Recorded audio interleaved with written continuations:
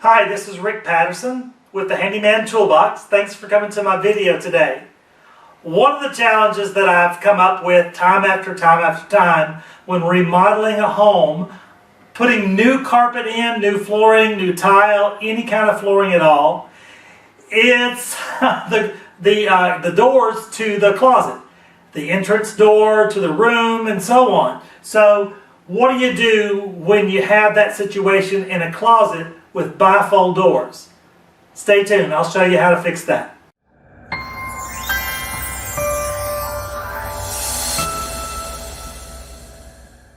Well, anytime you've done any kind of flooring, carpet, tile, anything like this, there's always that issue of the raised floor now.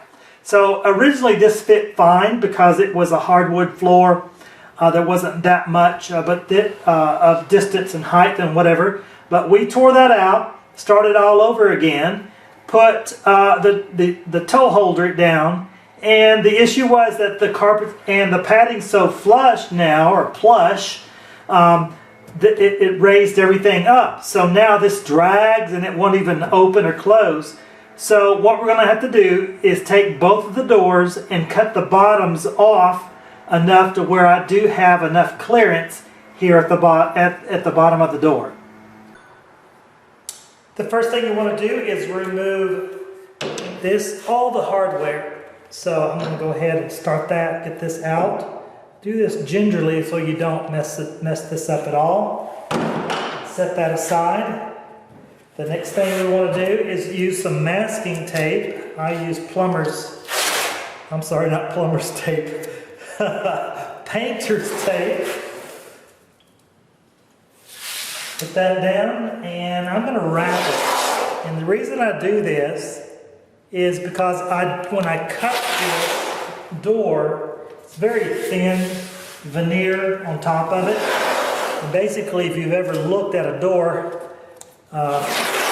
nowadays, it's not much to it. It's just a frame, a wooden frame, and then you have some sort of veneer on top of it. So I'm going to set this aside, take my tape measure, and I want to cut off about an inch. No, not even an inch, because if I do that, I'll cut the board out, and I don't want to go that far down. I'm going to do at least half an inch. Okay, so I'm going to take 2 points, mark it at half an inch, then take a straight edge, which I'm just using a board, and connecting the two lines together. It's kind of awkward. And then make my line. And the reason I'm going to use a pen rather than a pencil, because I want a fine point to this. Okay? Now, to remind me what to cut off, I'm going to put a V over here. And this means hold that line. Okay? So I've made some V's there, and then I'm going to make my cut. Now, what I'm going to use here is a circular saw. And circular saw, the blade to that, or the pan, the plate to it, can be pretty nasty sometimes. So I'm just going to add some extra layers to buffer where I don't scratch up the door. This door is just been painted. So I'm going to go ahead and take this down a couple of times. And then that way what this does, the bed, as I cut, it won't scratch up the bottom. Alright, now we're ready to start cutting. So obviously I do not want to be cutting this way. I want most of the weight here. So I'm going to flip the camera and flip the saw around.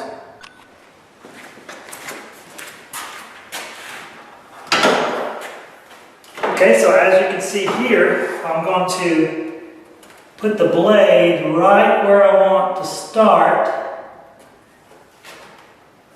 back off a little bit, and then just follow the line.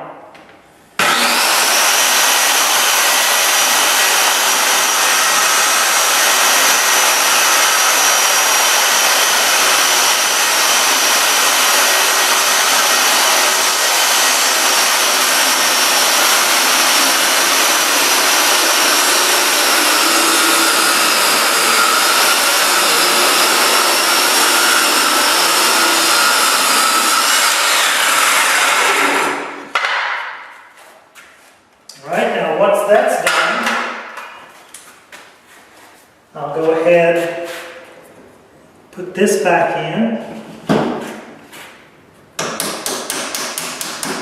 And I tapped it lightly. So I'm going to keep the tape on here just to make sure that I've cut off enough.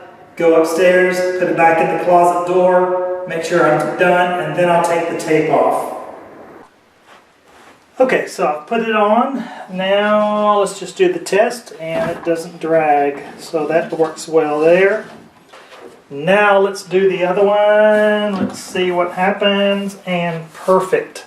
So that is what you want as far as clearance. You've got to do some balancing and everything like this. I'm going to show you at the top. Make sure that everything is flush and snug here. It's even, gaps, even at the top as well. This is Rick Patterson. Thanks for coming to my video. I'll see you next time.